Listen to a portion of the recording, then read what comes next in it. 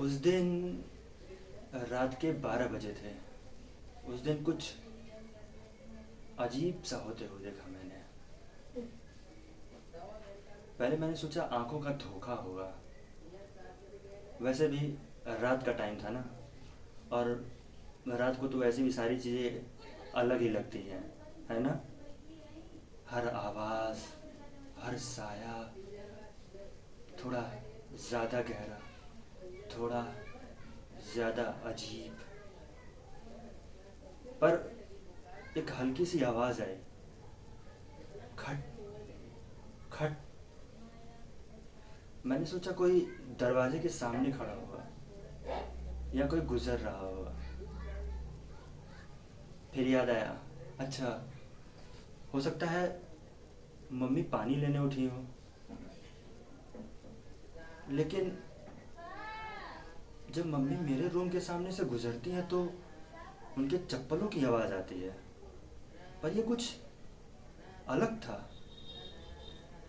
ऐसा लग रहा था जैसे कोई अपने पैर घसीट रहा हो। फिर मैंने दरवाज़ा खोला, देखा कोई नहीं है।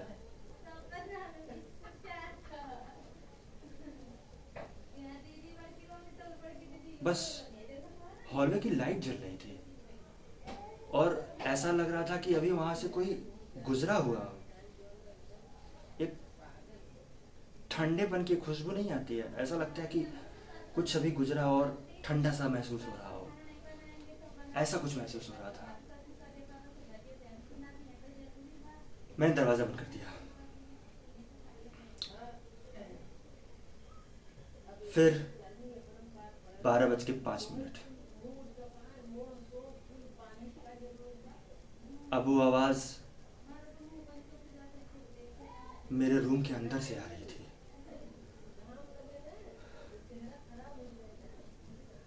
मैंने पीछे मुड़कर देखा, मगर पीछे कुछ नहीं था। लेकिन स्टडी पर पड़ी मेरी किताब खुली हुई थी। लेकिन मैंने उसे तो बंद करके रखा था ना।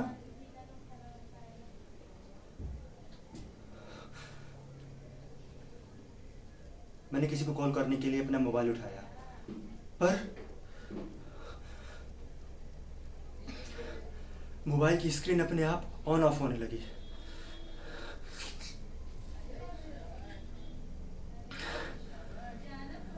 मुझे कुछ समझ में नहीं आ रहा था आखिर ये हो क्या रहा है।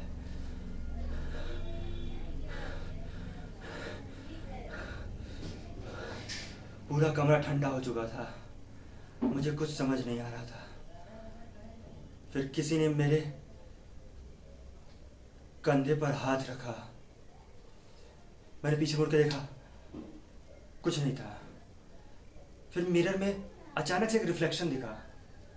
वो मेरा ही रिफ्लेक्शन था, लेकिन वो मूव नहीं कर रहा था। मैं हिला, बट वो रुका हुआ था।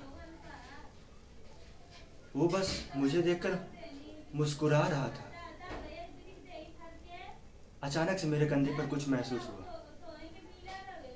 मैंने फिर पीछे मुड़कर देखा। एक ठंडा सा एहसास,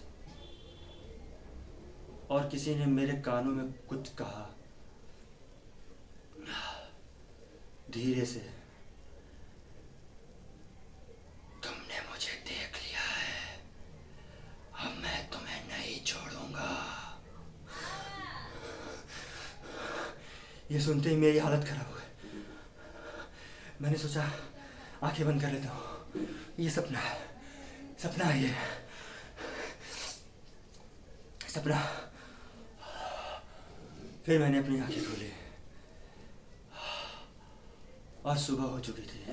देखा सब कुछ ठीक, सब शांत, पर